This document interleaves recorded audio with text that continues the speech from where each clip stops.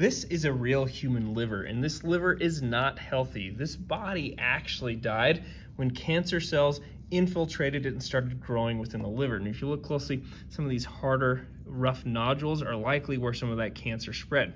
But this is not where the cancer actually originated in this body. The cancer actually originated down here because this person died of colorectal cancer that metastasized to the liver. So here's part of the sigmoid colon coming down to the rectum down here that you can see me touching with the finger. And it feels like there's some hard nodules in there, so those could be the actual cancerous masses or tumors that eventually spread to the liver. Now, it's not too shocking that these cancerous cells that originated in the colon spread to the liver. If you look at this yellowy tissue, this is called the mesentery, and if I hold it up to the light, you can see all these blood vessels in there. And all the blood that comes from the digestive tract funnels into the hepatic portal vein. Hepatic just means pertaining to the liver. So again, all this blood going into this giant vein that goes into the liver, not too much of a big shocker that the cancer that was in the colon spread to the liver. There's an organ sitting in a preservation tray somewhere in a pathology lab that tells one of medicine's most sobering stories. It is pale, mottled, and studded with firm white nodules, bumps that rise from its surface like islands on a strange, silent sea. It weighs more than it should. It has not functioned in some time. And if you know how to read it, it will tell you, in precise biological language, exactly how a person died. This is a human liver. And those nodules are not random. They are the end chapter of a story that began quietly and without fanfare in the lining of a colon. Colorectal cancer does not announce itself. It grows in the darkness of the large intestine for months, sometimes years, before it produces a single symptom a person might notice. It begins as a polyp, a small, benign-looking outgrowth of the colon's inner lining. And through a series of genetic mutations, it gradually crosses the line from nuisance to killer. Most colorectal cancers arise from adenomatous polyps, which accumulate mutations in key genes, APC, KRAS, TP53. Each mutation is a small unlocking, a loosening of the cellular rules that keep growth in check. Eventually, the cells stop following any rules at all. At this point, the tumor is local, confined, potentially curable with surgery. This is when treatment works best, when the disease is still having its conversation only with the colon wall. But colorectal cancer is rarely caught at this stage. Screening rates remain stubbornly low. Symptoms: blood in the stool, a change in bowel habits, unexplained weight loss, are easy to dismiss or attribute to something less frightening. And so the cancer grows. And then it moves. To understand why colorectal cancer so reliably ends up in the liver, you need to understand a piece of anatomy that most people never learn about: the portal venous system. Blood from the intestines does not go directly to the heart. Instead, it first travels through the portal vein to the liver, which acts as a filtration and processing station for everything absorbed from the gut. This is a beautifully logical design, meant to allow the liver to neutralize toxins and metabolize nutrients before they enter systemic circulation. But cancer cells exploit this highway. When a colorectal tumor grows large enough to invade the blood vessels in the colon wall, it begins shedding cells into the bloodstream. Those cells, swept along by venous blood flow, travel directly to the liver through the portal vein. There, they lodge in the hepatic sinusoids, the liver's microscopic filtering channels. And if they are capable enough, they survive. Not all of them do. The immune system kills most. The foreign microenvironment kills others. But some cells have mutations that allow them to persist, evade, and eventually divide. Each surviving cell is the seed of a new tumor, a metastatic deposit, a nodule, one of those hard white bumps visible on the surface of the liver you are looking at. Each nodule on a metastatic liver is not simply cancer. It is a colony, a self-sustaining outpost of the original tumor, with its own blood supply, its own cellular hierarchy, and its own microenvironment. Metastatic colorectal cells in the liver do something remarkable and terrible. They recruit the liver's own support structures. They stimulate angiogenesis, the formation of new blood vessels, to feed themselves. They co-opt hepatic stellate cells, which normally repair liver tissue, to instead build the scaffolding the tumor needs to grow. They remodel the extracellular matrix, changing the physical landscape of the organ to suit their expansion. On the surface, this appears as firmness, hardness.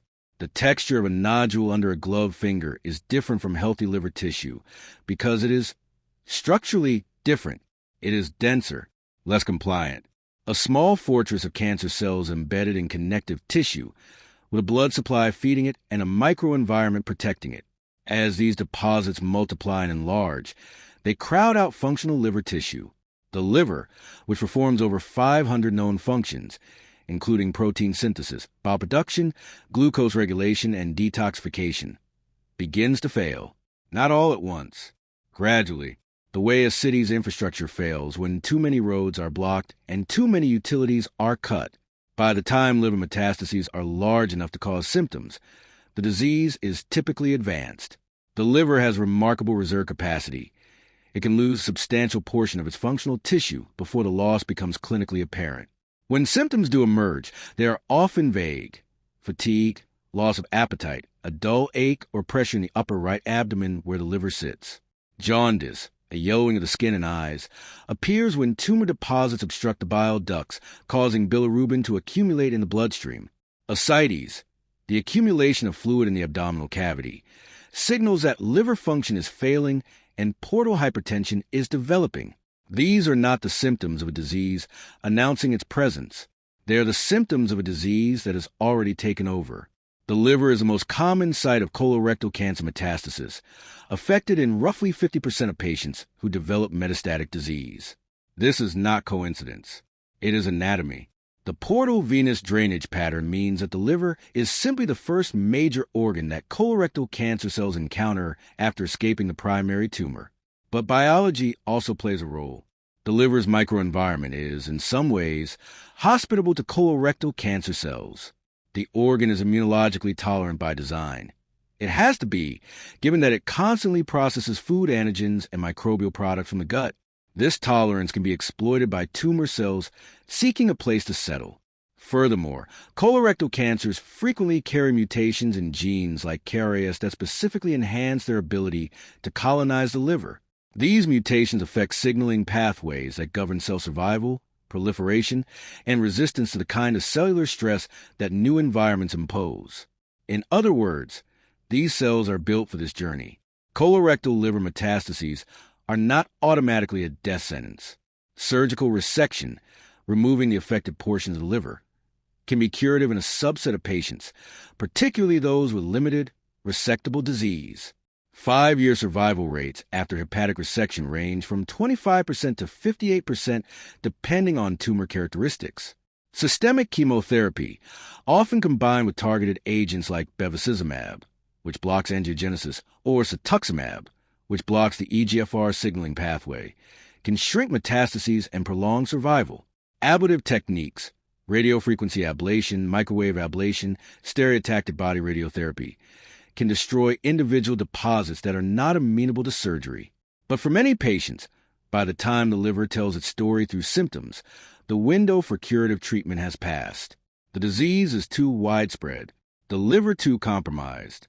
The options shift from cure to control, and from control to comfort. The person whose liver this was did not die quickly or cleanly. Liver failure from metastatic colorectal cancer is a slow process. The body compensates for a long time before it cannot anymore. In the final weeks, as hepatic function deteriorated, there would have been deepening fatigue, worsening jaundice, the loss of appetite that precedes the loss of weight, and then the loss of everything else. The liver, that extraordinary, underappreciated organ, fought to function until it could not. The nodules visible on its surface are not just pathology. They are a record.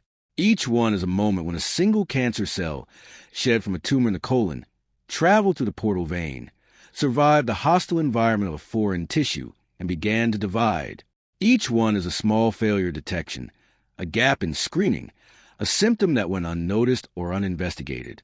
And all of them together are a reason, perhaps the most urgent one, to understand what colorectal cancer is, how it spreads, and why finding it early, before it ever reaches the liver, is the difference between a life saved and a story like this one. Colorectal cancer is the second leading cause of cancer death in the United States. Screening with colonoscopy, stool DNA testing, or other approved methods can detect polyps and early-stage cancers before metastasis occurs. If you're 45 or older, or younger with a family history, talk to your doctor about screening.